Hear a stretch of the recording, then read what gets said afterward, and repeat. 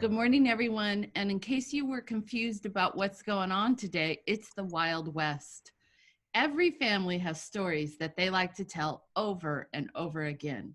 The special story we are going to hear today has been passed down for many, many years. It is the story of Joseph and his brothers. George has told this story to many kids and was going to share the story with us today, but George's puppet car needed to get an oil change, so he is not here today. But we have a special friend that is going to step into his place. Hi there, I'm Roger Wrinkles. See my wrinkles up here on top? So remember Jacob from last week's story? I do. He and his 12 sons moved to the promised land of Canaan. In Canaan, Jacob's 12 sons looked after the family's sheep and goats. One of Jacob's sons was Joseph, and he was Jacob's favorite. Jacob gave Joseph a fancy long sleeve robe that could be worn only if you weren't working in the fields. None of his other brothers had a robe like that. It made Joseph's brothers angry, and he gave them a lot of big feelings. Roger Wrinkles, man, I felt like that before, especially when my parents let my older brother stay up later than me. And all I wanted to do was keep playing, and it just felt so unfair. Even though he's older than me and he still got to stay up, I almost just lost my mind. Now he's in college and I'm in college, and it doesn't even feel as bad anymore.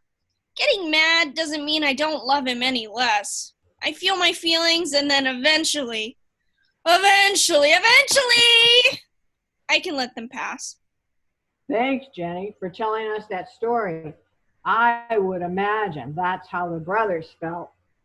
You know, I wouldn't mind if my brother got an amazing Technicolor Dreamcoat like Joseph, but what would really make me mad is if my brother got a Nintendo Switch and I only had a Game Boy. That would bug the heck out of me. All right, Marvin, that does make sense. Well, if the bragging about the coat wasn't enough, Joseph made his brothers even angrier when he would tell them about his dreams. Joseph would say, I dreamt that we were all bundling grain. Your grain bundles, why, they just bowed down to mine.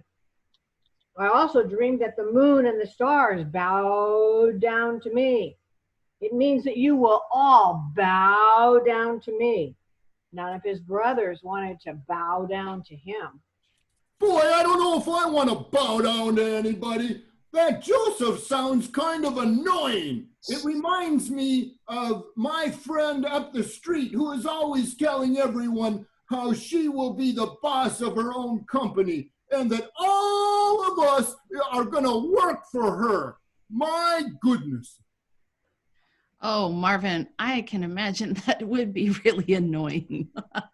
And that is why we tell these stories, and we listen very carefully when we do to all these Bible stories over and over again, because they teach and they remind us about the best ways to love one another. So back to the story. One day, Joseph's brothers were with the sheep far from home. Jacob sent Joseph to the fields to see how they were doing. When his brothers saw him coming in his fancy robe, they remembered Joseph's dreams. They didn't want Joseph or his dreams or his special robe around them anymore. They said to one another, let's get rid of him. That's right. So the brothers took his robe, they tore it up, and then they threw Joseph into a really deep pit until suddenly some travelers came by and they sold Joseph to those travelers. Oh, that's awful. I don't think I would go as far as to selling my brother to traders, though I can't say I haven't thought about it.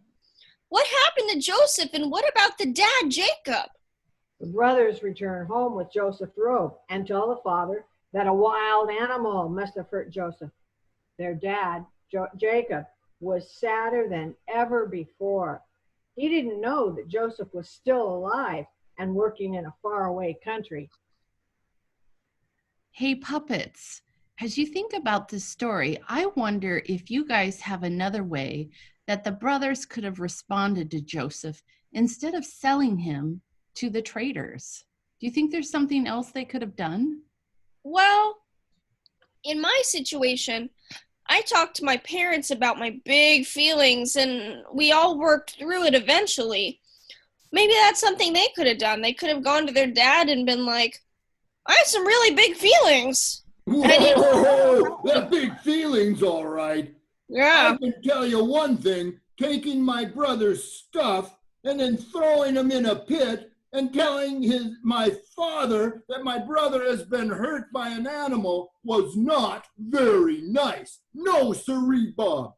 I always think that telling the truth is the best way, because if I knew I would tell the truth, I wouldn't throw my brother in a pit in the first place.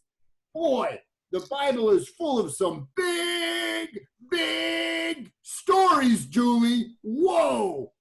Yes, I agree. And isn't it amazing and wonderful that the Bible has all of these stories that are great reminders that if we don't deal with our big feelings as they come up, sometimes it will cause us to do something that's not so nice later on, and we might end up regretting.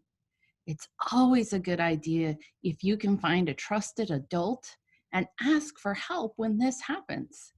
That way you can hopefully find a way to talk about it. And I'm not saying that it makes it easy. Feelings, the reason we call them big feelings is because they're hard. But I am pretty certain your adult can help you work through those.